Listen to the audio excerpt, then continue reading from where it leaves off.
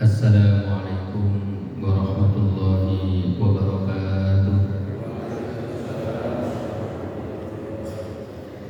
Bismillahirrahmanirrahim. Alhamdulillahirabbil alamin wa afdhalus salati wa tammut taslim ala habibina al-mustafa Muhammadin Rasulillahi sallallahu alaihi wasallam. Allahumma akhrijna min dhulumatil wahmi wa akrimna min nuril fahmi waftah alaina bi ma'rifatil ilmi wa sahhil akhlaqana bil hilmi waj'alna mimman yastami'una al-qawla fayattabi'una ahsana. Allahumma la ilma lana illa ma 'allamtana innaka antal alimul hakim. Rabbi shrah li sadri wa yassir li amri wahlul 'uqdatam min lisani yafqahu qawli. Amma ba'du. Hadirin hadirat yang dirahmati Allah, semoga amal ibadah kita diterima oleh Allah Subhanahu wa taala. Diampuni semua dosa-dosa kita, diberikan ilmu manfaat, rezeki barakah, sehat walafiat, panjang umur untuk beribadah kepada Allah Subhanahu wa taala. Amin ya rabbal alamin. Hadirin hadirat yang dirahmati Allah, pagi ini kita lanjutkan pengajian kitab Riyadhus Shalihin, kitab karya Al-Imam An-Nawawi Ad-Dimashqi yang diberi nama Taman-Taman Orang-orang Saleh. Kita sampai pada Kitabul Adabi, bab yang menerangkan tentang tata krama, sopan santun atau akhlak. Kenapa di sini Al-Imam An-Nawawi setelah menyebutkan hadis-hadis tentang akhlak juga kepada Allah Subhanahu wa taala, di sini menyebutkan juga dengan spesifik Kitabul Adabi, yaitu bab yang menerangkan tentang adab. Ternyata di dalam agama ini semua yang kita lakukan ini adalah adab, akhlak. Ketika sholat tadi, sholat subuh itu adalah adab kita kepada Allah Subhanahu wa ta'ala. Ketika kita sedang berbincang seperti ini, adab kita dengan orang-orang soleh. Bahkan semua perilaku kita yang sedang kita lakukan saat ini, nanti, atau kemarin, itu bentuk dari adab.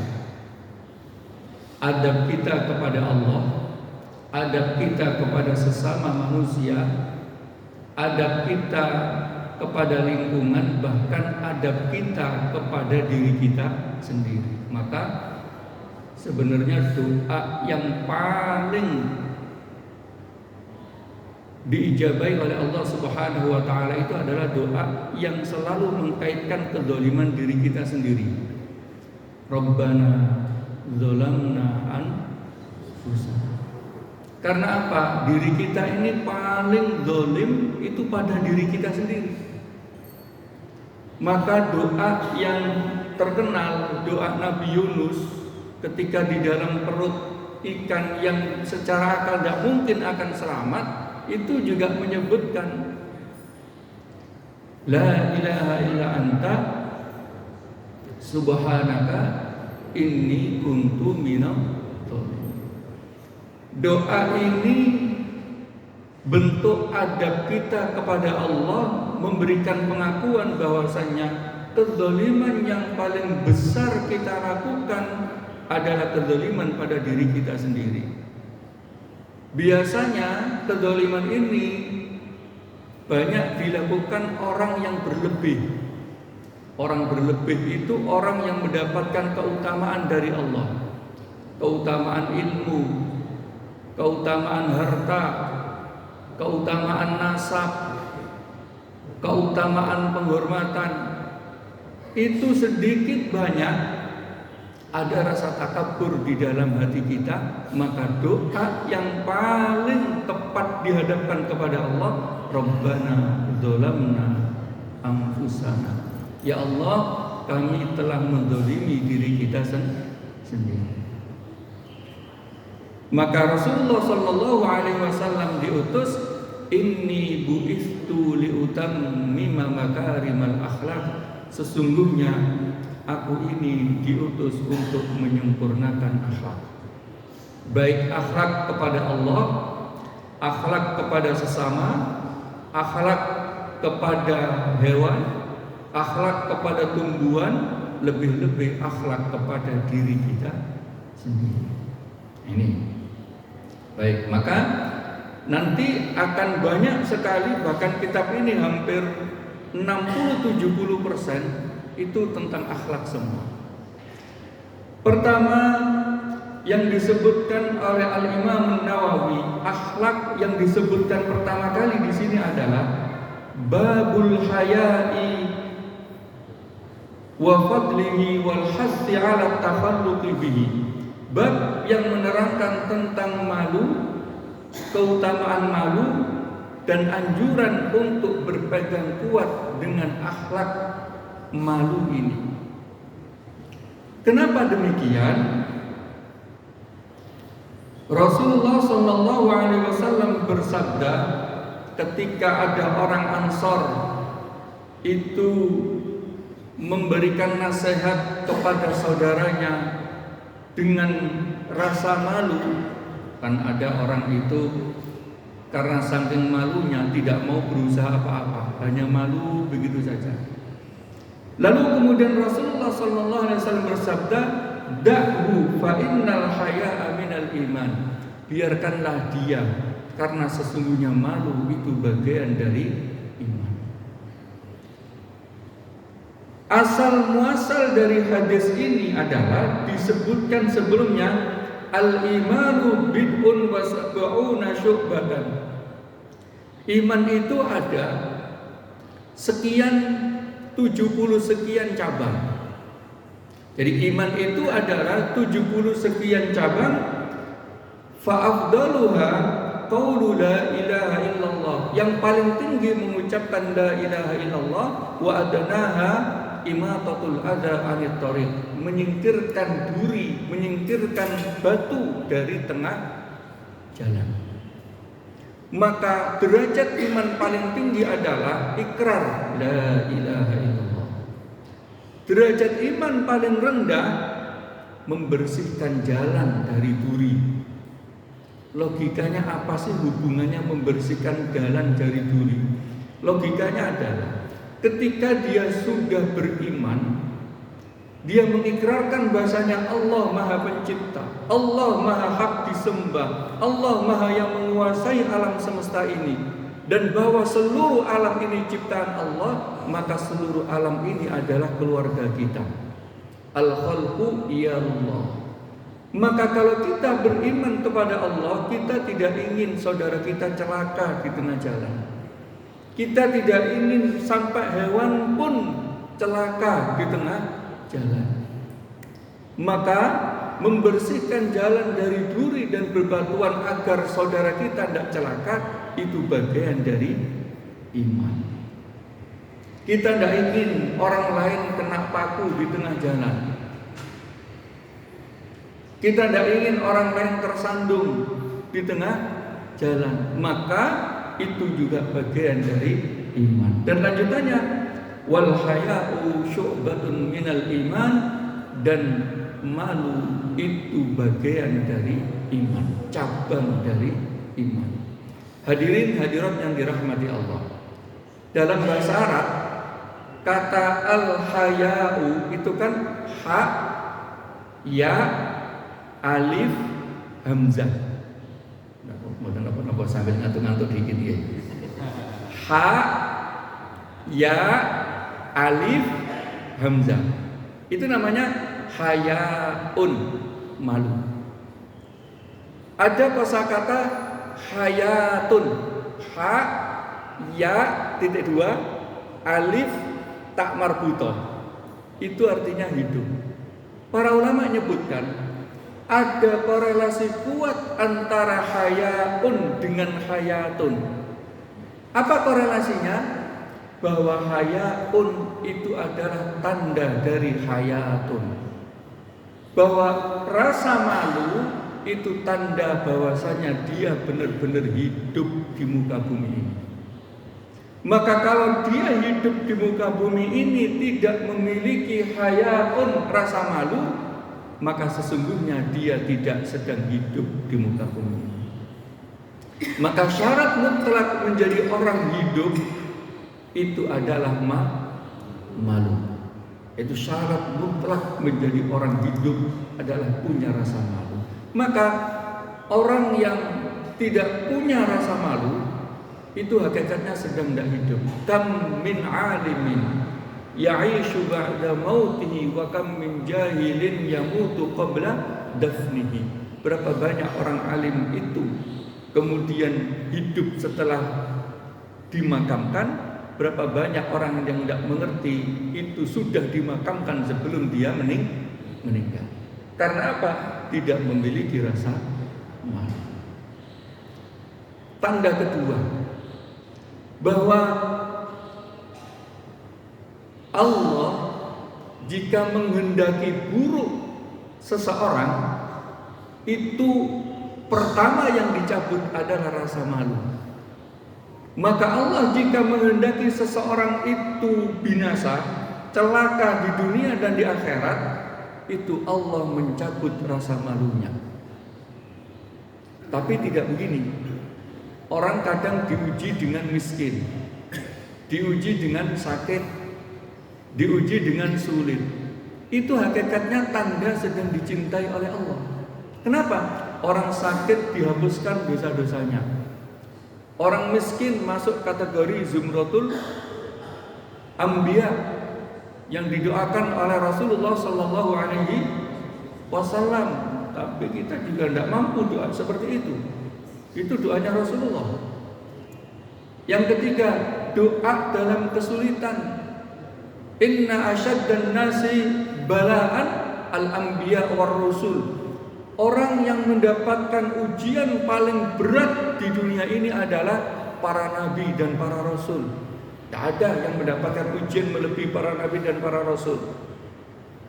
Nah, orang yang sedang diuji sakit, diuji miskin, diuji sulit, itu hakikatnya tanda sedang dekat dengan Allah.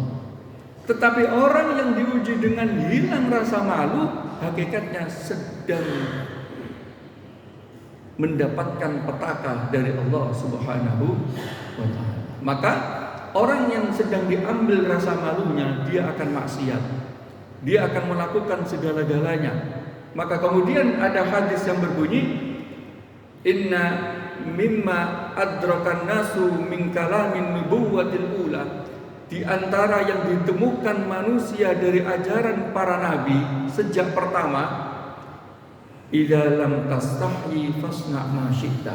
Jika kamu tidak malu, kerjakanlah semaumu. Jika kamu tidak malu, kerjakanlah semaumu. Kalau di dalam hadis ada bunyinya, man kadzdzaba alayya falyatabawwa maq'adahu minan nar. Barang siapa yang mendustakan diriku dengan sengaja, maka siapkanlah neraka menjadi tempat. Itu artinya bukan lakukanlah, tetapi tinggalkan. Coba kita lihat. Nabi Adam itu ketika memakan buah khuldi yang dilarang oleh Allah Subhanahu wa taala, kemudian apa yang terjadi? Fabadat lahuma sau'atuhuma. Lalu terbukalah auratnya. Ketika terbuka wa tafiqa yakhsifani 'alaihima min waraqil jannah. Bergegas untuk mencari dedaunan untuk menutupi aurat. Itu apa? Ajaran malu itu ada sejak zaman Nabi Adam sampai nabi-nabi terakhir, sampai Nabi Rasulullah Sallallahu Alaihi Wasallam. Kelak nanti di padang mahsyar disebutkan di dalam hadis. Di padang mahsyar semua manusia memohon syafaat kepada Allah Subhanahu wa taala. Tetapi memohon langsung itu tidak berani.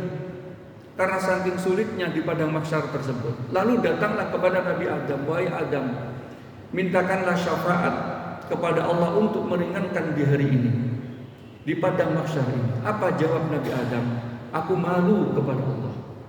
Dulu aku pernah diperingatkan untuk tidak makan buah itu, tapi ku makan. Aku malu menghadap kepada Allah untuk memintakan syafaat. Lalu datang kepada Nabi Nuh. Nabi Nuh mintakan syafaat kepada Allah untuk meringankan hari ini. Nabi Nuh bilang apa? Aku malu kepada Allah sebab dulu ketika ada kaumku yang enggak nurut kepadaku, ku doakan untuk binasa. Jadi kaum Nabi Nuh itu kalau enggak menuruti perintah Nabi Nuh mendoakan binasa. Beda dengan Rasulullah.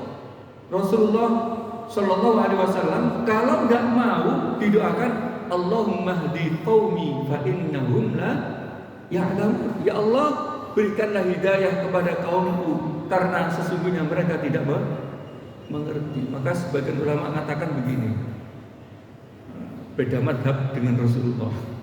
Kalau Rasulullah itu kan mendoakan mendapatkan hidayah, Nabi Nuh itu enggak, pokoknya nggak nurut, binasakan aja ya Allah, nggak nurut aja kok.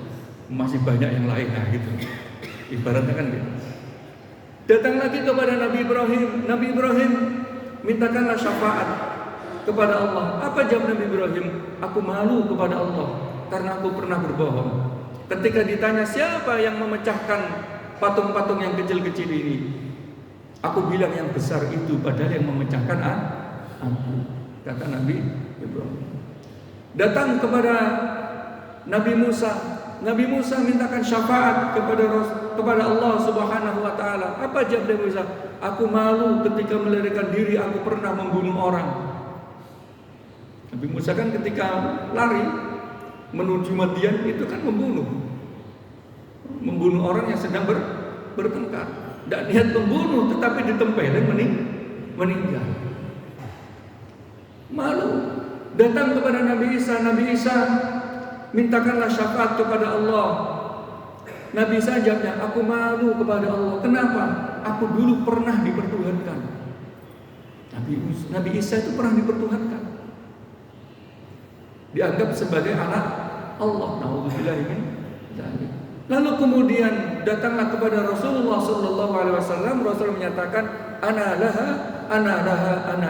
Ya, aku akan mintakan syafaat kepada Allah Subhanahu wa Ta'ala. Maka ajaran malu ini ada sejak Nabi pertama sampai Nabi terakhir. Nah, sekarang malu yang bagaimana yang kemudian diperbolehkan oleh Rasulullah Sallallahu Alaihi Wasallam. Rasulullah itu dalam kehidupan sehari-hari memberikan contoh bahwasanya orang yang paling malu itu Rasulullah. Bahkan disebutkan Rasulullah itu lebih malu asyaddu haya'an minal adhra, lebih malu daripada wanita yang sedang dipingit fi khudriha, di dalam kamar biliknya. Apunten, jenengan kalau ingin tahu malu aslinya wanita, itu cari anak dari pondok pesantren yang sekolahnya tidak campur dengan laki-laki. Kalau ingin tahu malu aslinya perempuan, itu cari anak pondok pesantren yang di pondok pesantren itu madrasah diniyah dan sekolahnya tidak campur, hanya laki-laki. Terus kemudian tidak pegang HP, hanya ngaji, tidak tahu dunia luar. Itu sangat malu sekali. Bahkan ketika ditanya untuk menikah pun pasti tidak akan menjawab. Maka ada seorang sahabat datang kepada Sayyidah Aisyah, ya Rasulullah, perempuan itu kan tusta'danu itu dimintain izin, maukah kamu untuk menikah dengan fulan bin fulan? Tapi diam saja ya Rasulullah. Apa jawab Rasulullah? Sumtuha ridhoha. Diamnya perempuan itulah menunjukkan dia senang, setuju. Dalam kaidah bahasa Arab, as-sukutu yadullu ala na'am. Diam itu menunjukkan iya. Jadi Rasulullah itu lebih malu daripada perempuan yang dipingit yang hanya ada di dalam lingkungannya, tidak pernah keluar. Nah, namun ketika Rasulullah Shallallahu Alaihi Wasallam menemukan kemungkaran, menjadi tokoh sosok yang paling membela kebenaran dan menghilangkan kemungkaran. Itu sosok yang paling membela kebenaran dan menolak kemungkaran. Itu Rasulullah Shallallahu Alaihi Wasallam. Nah, di antara contoh-contoh rasa malu yang telah dilakukan oleh para sahabat adalah ada ulama yang mengumpulkan kisah-kisah malu. Jadi ada ulama yang mengumpulkan kisah-kisah malu pada zaman para sahabat. Ada kisah Abu Hurairah. Abu Hurairah itu kan tinggal di masjid Rasulullah bersama Ashabus Suffah. Tiba-tiba Abu Hurairah ini ketika lewat lapar, Abu Hurairah ini lapar. Ketika lapar, kok nggak ada orang yang bawa makanan ke sini. Lewatlah Abu Bakar As-Siddiq.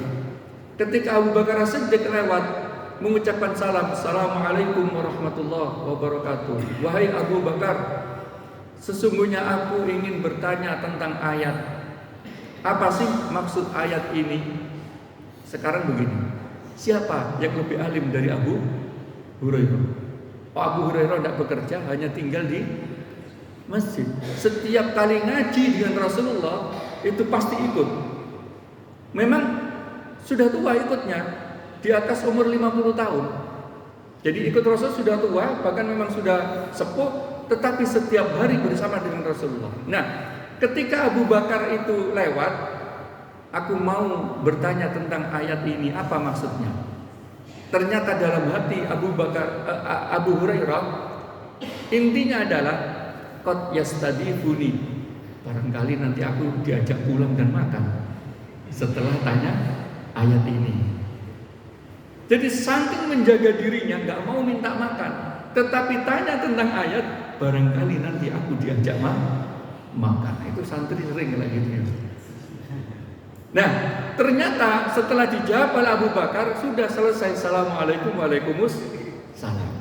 Lewatlah Umar bin Khattab, sama. Wow, Umar bin Khattab ini pasti nanti kalau aku tanya, nanti akan aku diajak makan ke rumahnya. Assalamualaikum, waalaikumsalam. Tanya tentang ayat. Setelah selesai ayat yang dijelaskan, selesai pergi. Walah, Umar ternyata nggak ngajak makan. Akhirnya lewatlah Rasulullah Shallallahu Alaihi Wasallam.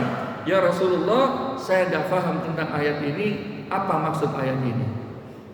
Rasulullah tidak menjawab. Rasulullah langsung ngerti. Aku tahu kamu itu lapar. Ayo ikut ke tempatnya. Ketika diajak ke tempatnya, ke tempat Rasulullah Shallallahu Alaihi Wasallam, Abu Hurairah melihat ada kider. Kider itu tempat susu. Rasulullah bilang apa? Aku nggak akan ngasih makanan kepadamu sebelum kamu panggil seluruh teman-temanmu di masjid itu. Abu Hurairah langsung menangis merintih. Ya Allah, kok dipanggil semua?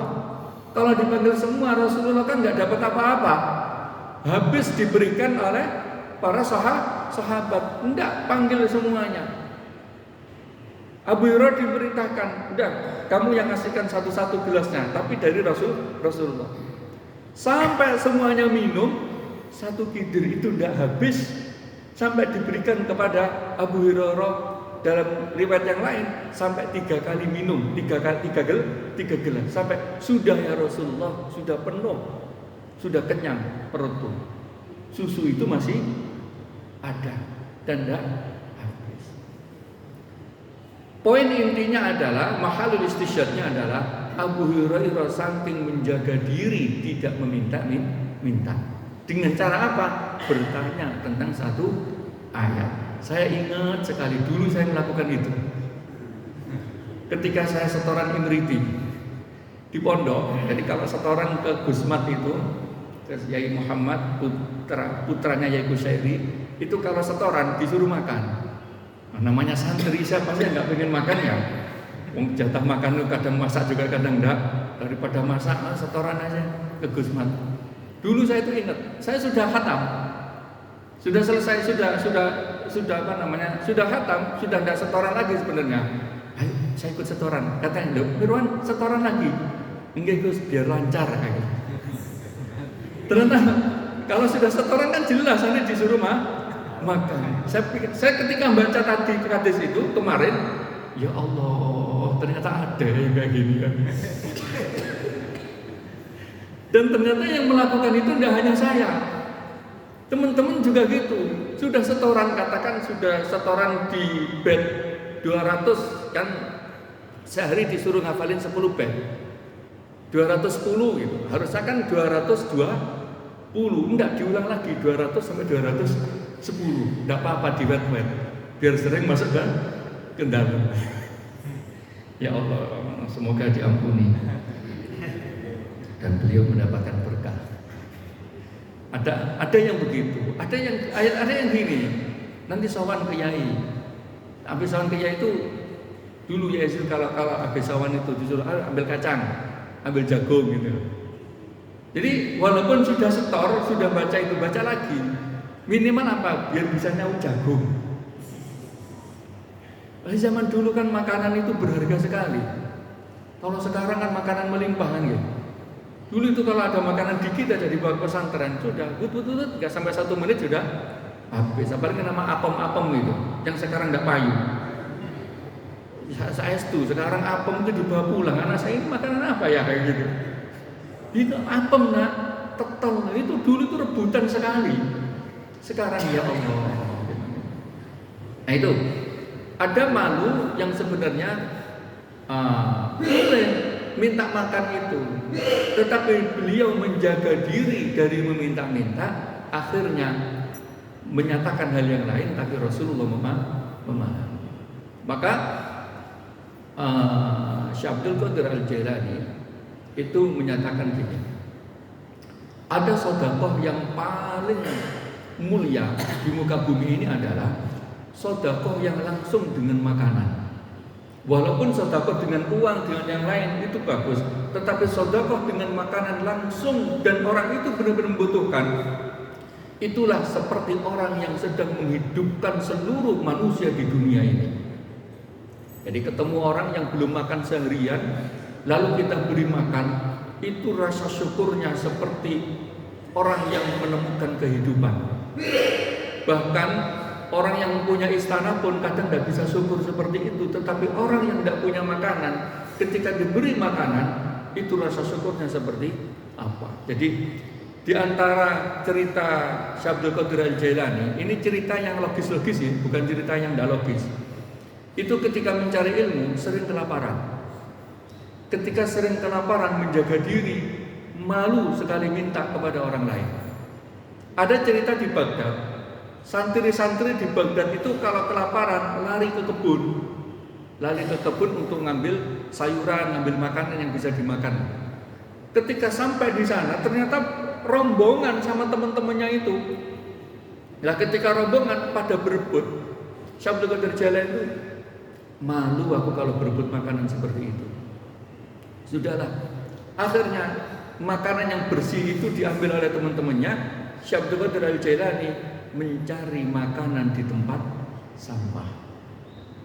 Jadi di tempat sampah itu diambil, dicuci, baru dimakan. Saking menjaga dirinya dari meminta. Itu. Nah, itu diantara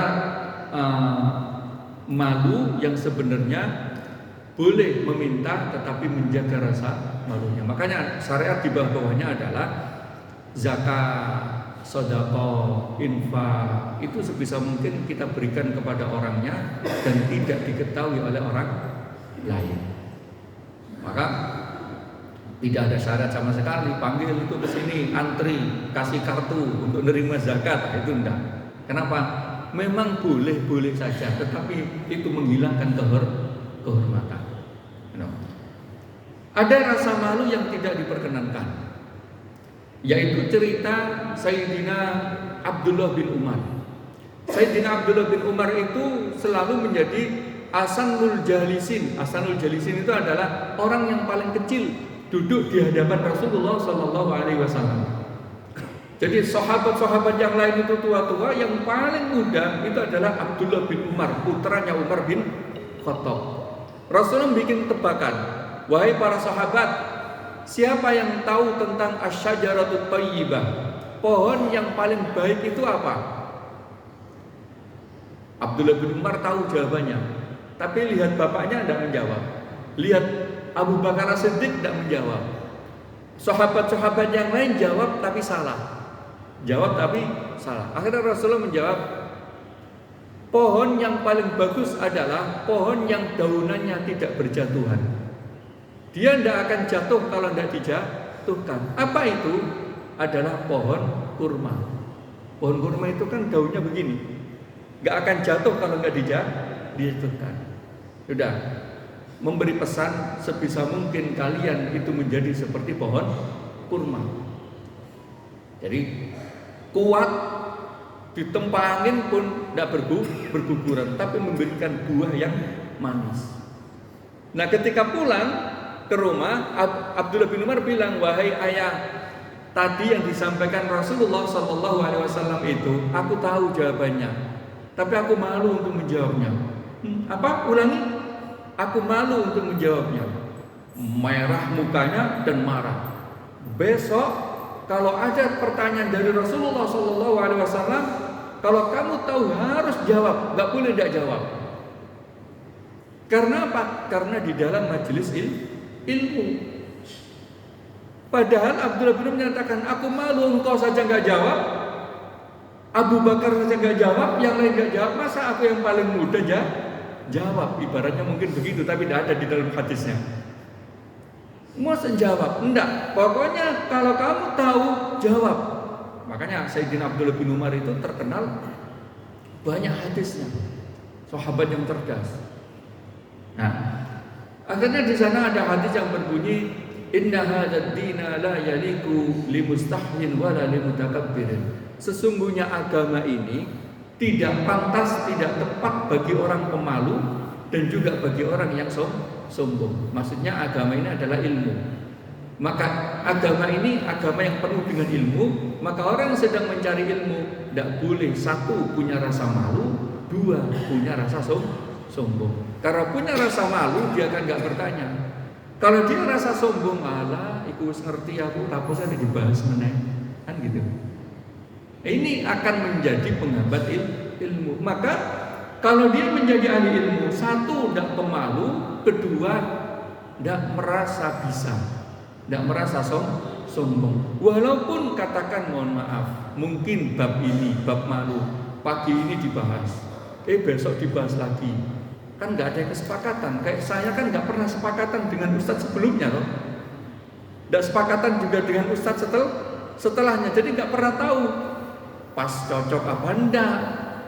Andaikan ngapunten, andaikan kok tiba-tiba materinya sama, plek, yo harusnya ngapunten. Takmir masjidnya bilang, Ustaz, tema itu sudah dibahas. Oh enggak, Bapak, saya cari tema yang lain. Tapi kalau judulnya sampai sini, masuk diloncati. Artinya apa? Andaikan diulang berkali-kali pun, kalau kita sabar menjadi ahli ilmu, ahli agama, jangan merasa bosan. Jangan merasa bosan. Itu. Jadi tidak boleh malu, walaupun itu kepada dalam mengkaji ilmu. Ada juga rasa malu kepada orang yang sudah meninggal. Sayyidina Ali bin Abi Thalib itu ketika dalam perang Khandaq, ada seorang namanya Amr bin Aswad, musuh dari pihak musuh, mengatakan begini, mubarazah, saya ingin duel. Sering saya ceritakan bahwa perang Rasulullah dengan kafir Quraisy dan yang lainnya itu kan selalu ada duel dulu. Duel itu satu lawan satu. Setelah nanti ini duel sekiranya ada kekuatan, jago-jago kita cek kalah semua, sudah selesai, tidak diteruskan perang. Tapi kalau masih ngotot ya jadi perang akhirnya, kan gitu. Sering kok Rasulullah itu dalam beberapa perang Tabuk seumpama. Perang Tabuk itu nggak jadi perang. Sudah mengumandangkan perang, sudah sampai di Tabuk, musuhnya pergi. Tidak jadi tapi tetap dinamakan perang Tabuk. Nah, ketika minta mubarazah, Rasulullah bilang, siapa yang berani menghadapi? Saya Rasulullah, Sayyidina Ali. Lalu dipinjangi pedang Rasulullah dan diberi selendang, bawa selendang ini. Akhirnya maju, di sebelahnya parit itu udah duel. Para sahabat yang lain tidak menyaksikan karena dia agak menjauh. Ketika sudah menang, Sayyidina Ali mengucapkan Allahu Akbar, Allahu Akbar. Lalu kemudian datang dengan dalam redaksi hadisnya waja'a muhallilan. Muhallilan mengucapkan la ilaha illallah, la ilaha illallah dengan mengangkat pedangnya. Sayyidina Umar bin Khattab begini, lah kok bawa pedang toh? Mana baju besinya? Mana pedang musuhnya? Kan ada hukum begini. Kalau pasukan duel sama pasukan, dia bisa membunuh pasukan ini, maka baju besi, pedang dan semua hartanya bisa diambil. Bisa diambil dan dimiliki. Umar bin Khattab bilang begini, wahai Ali, kamu kok perpulang hanya bawa pedang satu?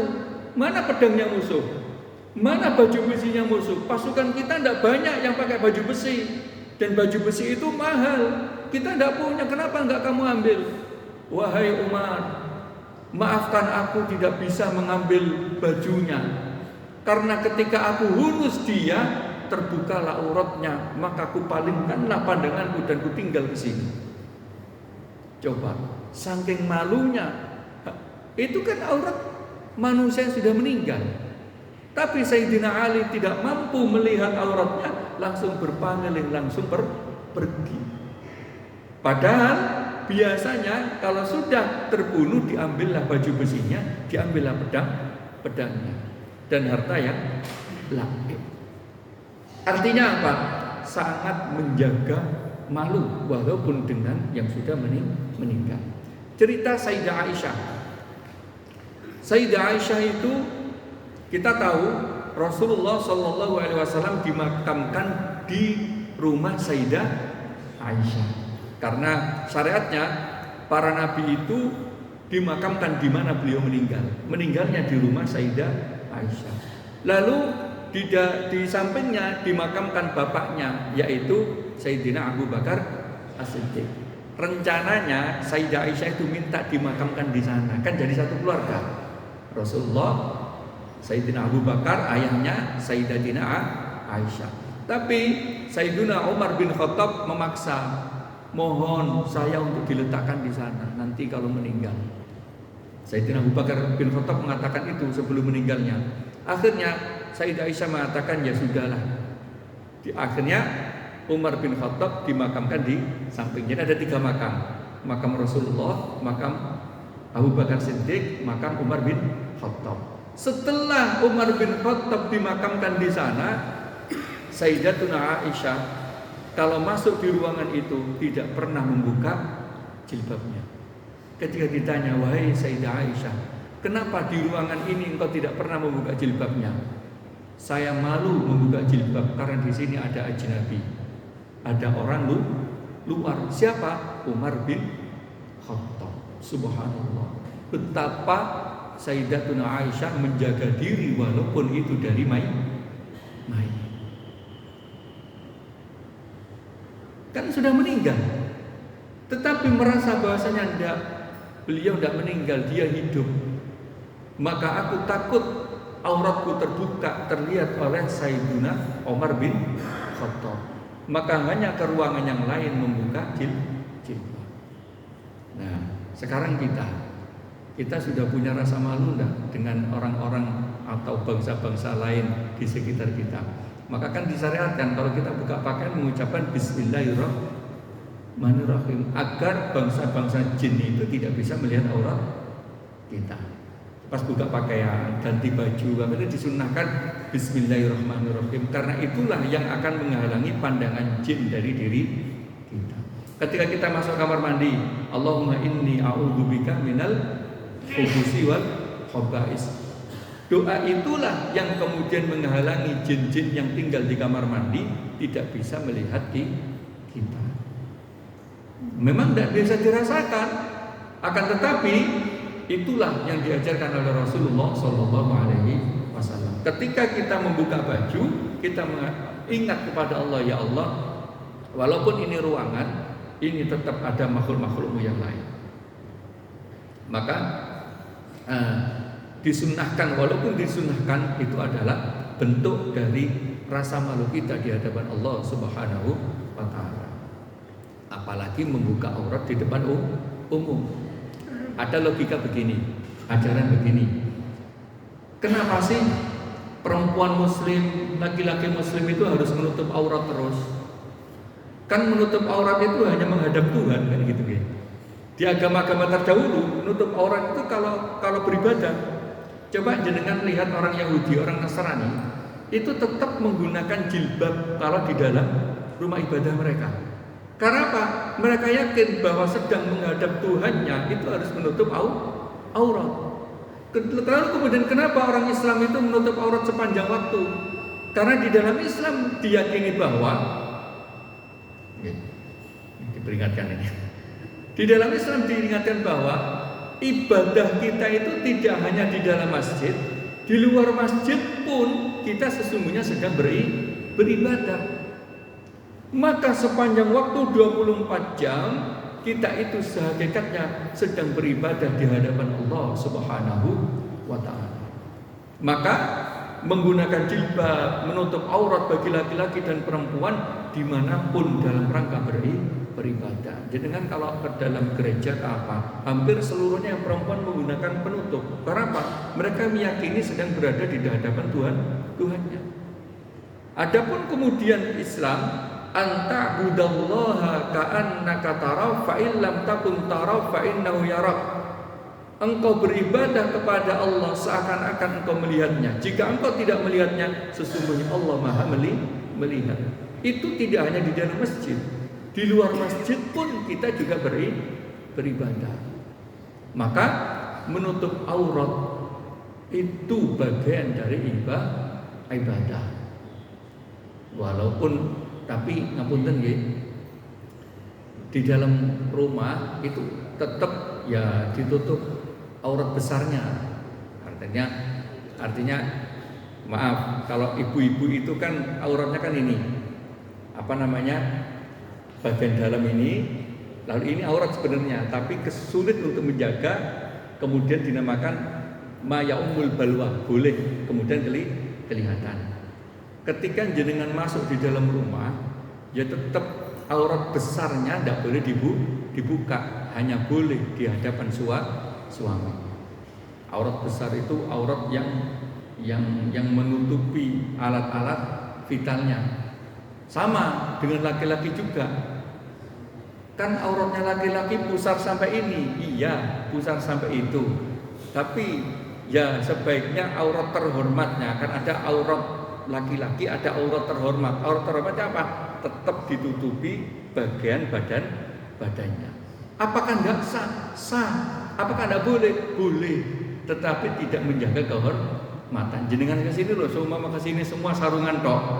Yang laki-laki kadang secara fikih, tetapi tidak secara kehormatan. Ya mosok sarungan tok sampai sini kan gitu.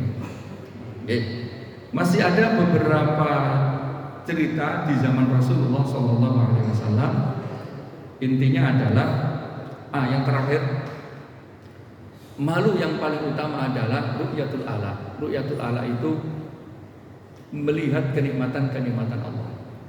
Artinya begini, kalau kita tidak punya rasa malu kepada Allah, sungguh kita sedang zalim kepada diri kita sendiri. Karena apa? Allah sudah memberikan nikmat sejak kita lahir sampai saat ini. Maka tidak ada alasan bagi kita sebagai hamba Allah untuk tidak punya rasa malu di hadapan Allah. Rasa malu apa? Ya Allah, kita hidup sampai saat ini saja, itu sudah pemberian dari Allah. Kita bisa makan kemarin dan nanti akan makan, dan nanti juga akan makan dalam kondisi sehat. Itu sudah Masya Allah, betapa hebatnya nikmat dari Allah. Coba kita ingat-ingat kemarin yang asam urat, kemarin yang kolesterol, betapa sulitnya jalan. Kok sekarang diberikan sehat, ya Allah, betapa malunya kok tidak beribadah kepada Allah. Betapa malunya kok sampai mengambil barang orang yang bukan haknya. Katakan kayak korupsi itu kan malu juga harusnya. Karena apa? Andai kan tidak pakai itu loh, juga tetap bisa hidup. Itu maka malu yang kedua adalah malu terhadap seluruh nikmat-nikmat Allah. Maka kemudian pesan di dalam Quran, ketika kita umur 40 tahun ke atas, wajib bersyukur kepada Allah. Kalau tidak bersyukur, mintalah rasa syukur kepada Allah. Karena itu anjurannya. Oke. Monggo jika ada yang ingin ditanyakan. Silakan Bapak Ibu jika ada pertanyaan. Assalamualaikum warahmatullahi wabarakatuh. Waalaikumsalam warahmatullahi wabarakatuh. Terima kasih Ustaz. Mau menanyakan masalah malu meminta. Jadi mohon dijelaskan, minta untuk diri sendiri atau minta untuk kebutuhan umat atau kebaikan. Ini yang kadang-kadang ada berbahasa disindir tidak terasa. Jadi minta saja. Ini yang kadang-kadang umat kita ini sudah perasaannya itu sudah hilang. Jadi apalagi di kawasan-kawasan elit melihat seakan-akan sudah mampu semua, tapi faktanya yang masih belum mampu. Nah ini yang harus kita sikapi seperti apa dalam kehidupan. Terima kasih. Assalamualaikum warahmatullahi wabarakatuh. Waalaikumsalam warahmatullahi wabarakatuh. Malu yang bagaimana? Malu yang dicontohkan oleh Abu Hurairah tadi adalah malu minta untuk dirinya sendiri. Jadi malu untuk dirinya sendiri. Maka kemudian di dalam Al-Quran kita diperintahkan untuk menyediakan lisaili wal mahrum, diberikan kepada orang yang minta-minta, juga orang yang malu dari meminta. Biasanya kalau memintakan orang lain atau memintakan kebutuhan umat itu lebih berani. Kenapa? Kalau itu nggak perlu malu, karena memang kebutuhan umat. Jadi katakan masjid ini butuh ini, jangan mintakan, boleh. Dan tidak perlu menjaga diri. Yang malu itu biasanya kalau minta untuk kepentingan diri sendiri. Jadi katakan bikin proposal, tapi kemudian untuk dirinya sendiri itu tidak sampai hati biasanya. Udahlah, masuk gini aja minta, tidak usah lah.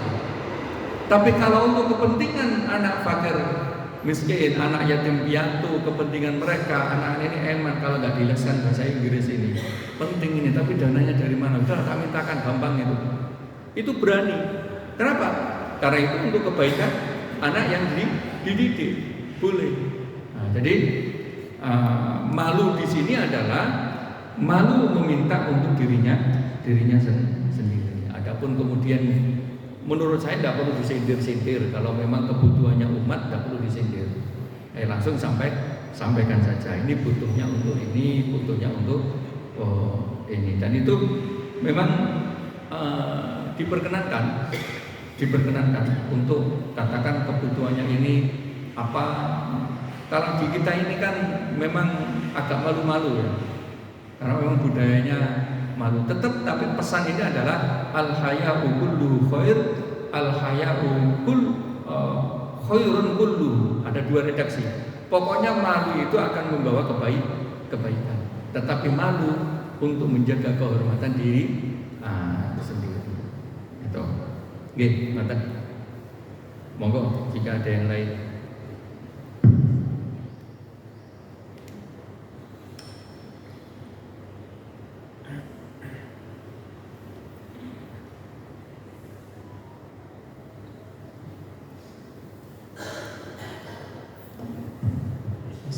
Assalamualaikum warahmatullahi wabarakatuh. Waalaikumsalam warahmatullahi wabarakatuh. Terkait akhlak Ustaz, saya pernah dengar akhlak itu ada akhlakul hasanah, akhlakul mahmudah, terus akhlakul karimah.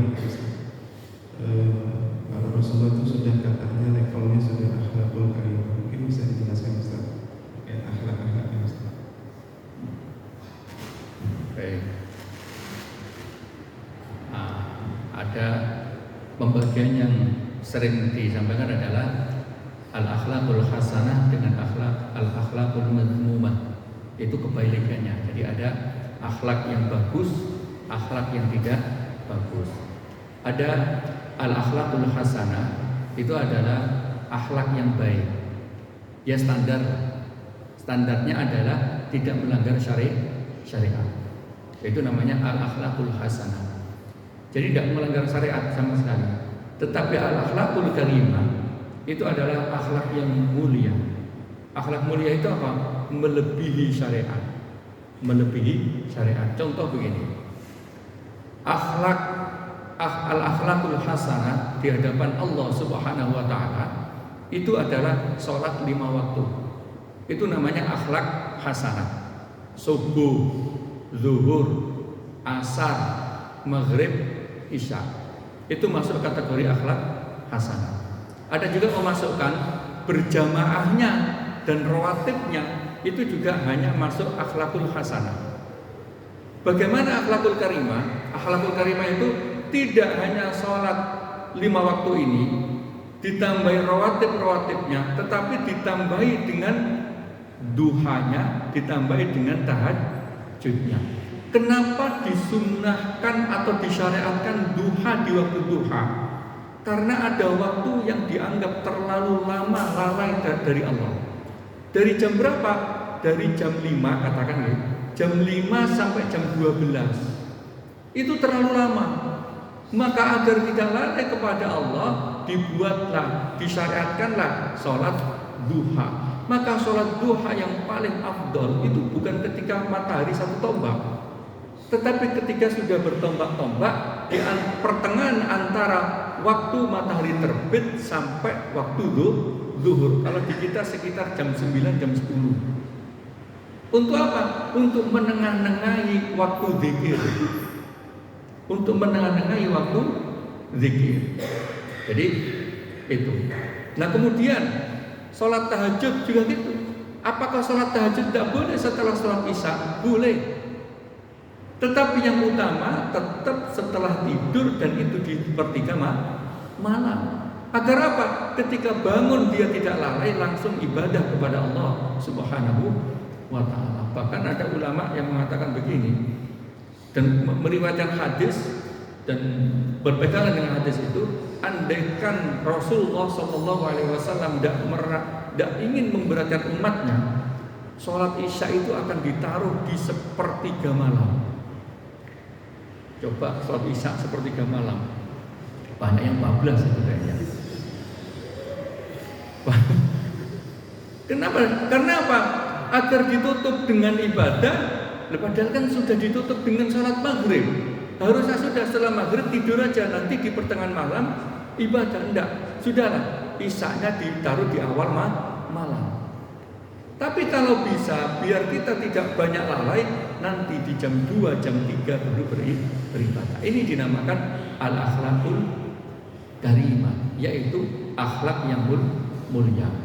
Nah, akhlakul karimah bagi para nabi melebihi akhlakul karimah bagi hamba-hamba manusia biasa. Jadi ada yang namanya akhlakul hasanah, ada akhlakul karimah. Ada juga yang sebenarnya bukan bagian dari akhlak, masih budaya. Contoh ya, contoh. Jenengan ngadain acara di sini, lalu kemudian tidak berani lewat di depannya karena banyak para kiai seumpama. Itu kalau menurut agama itu bukan bagian dari akhlak di agama. Itu hanya akhlak budaya. Kenapa? Apa urusannya? Itu kan nggak melanggar syariat. Kedua, lewat situ lewat aja, nggak jadi masalah. Atau nangisnya anak kecil, ngapunten, bawa anak ke acara, anaknya nangis, kemudian dicopot, cetok, nangis saya acara ini. Kira-kira anak itu sedang berakhlak apa enggak? Bagi anak nangis itu biasa, karena dia anak kecil, malah yang berdosanya nyetot. Lalu karena dia tidak melanggar syariat, hanya karena malu dianggap anakku kok nangis, saya lapor saya ini berbagi uang gitu. Padahal yang nyetot itulah yang berdosa. Padahal ini tidak bagian dari akhlak. Okay. Baik, ada lagi makan, beda budaya. Kalau di Arab disuguhi itu harus habis.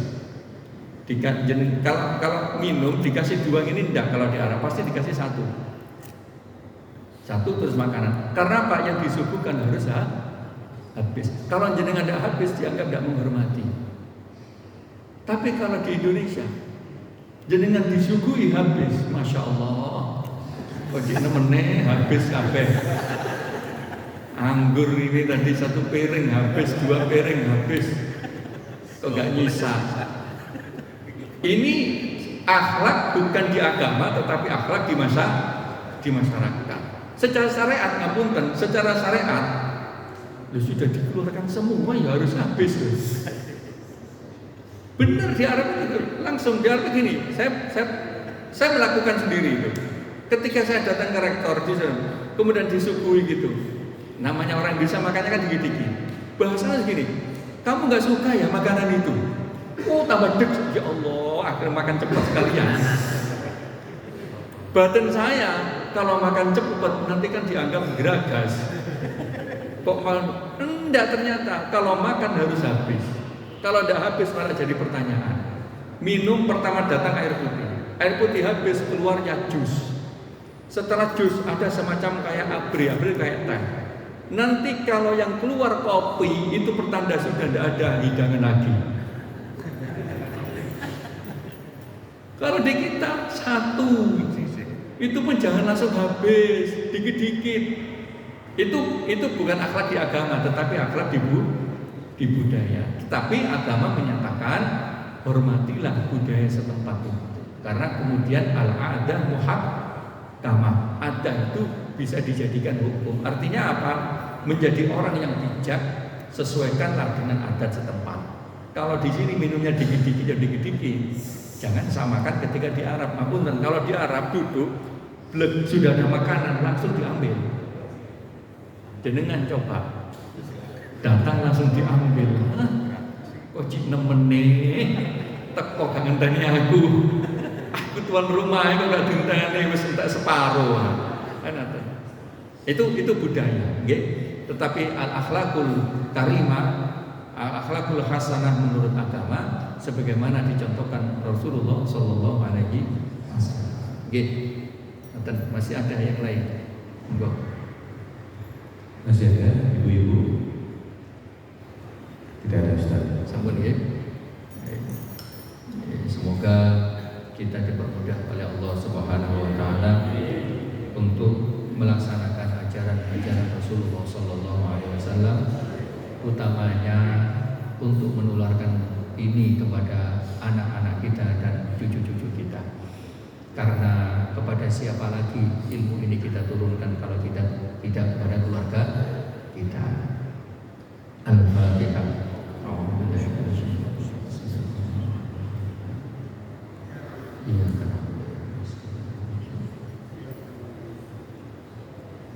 Bismillahirrahmanirrahim. Alhamdulillahirabbil hamdan syakirin, hamdan yafina wa yukafi wa mazidah. Ya Rabbana lakal hamdu kama yanbaghi li jalali wajhikal karim wa 'azimi sultanik. Allahumma shalli wa sallim wa barik ala sayyidina Muhammadin wa ala alihi wa sahbihi wa man tabi'ahum bi ihsan ila yaumiddin. Allahumma a'inna ala dzikrika wa syukrika wa husni ibadatik. Allahumma arinal haqqa haqqan warzuqna ittiba'ah wa arinal batila batilan warzuqna ijtinabah. Allahumma inna nas'aluka ilman nafi'an wa rizqan wasi'an mubarakan wa shifaa'an min kulli da'. Allahumma 'allimna ma yanfa'una wanfa'na bima 'allamtana wa nasta'udzika ilman ma 'allamtana fadhkurna hajatina ilayhi bi rahmatika ya arhamar rahimin.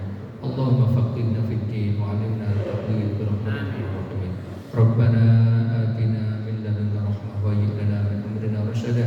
Rabbana atina fid dunya hasanah wa fil akhirati hasanah wa qina adzabannar. Wa sallallahu ala sayyidina Muhammad walhamdulillahi rabbil alamin.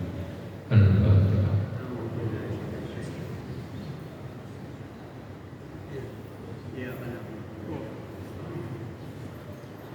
Amin amin ya rabbal alamin. Demikian yang dapat kami sampaikan. Mohon maaf atas segala kekurangan. Wallahul muwaffiq ila aqwamit thoriq. Wassalamualaikum warahmatullahi wabarakatuh.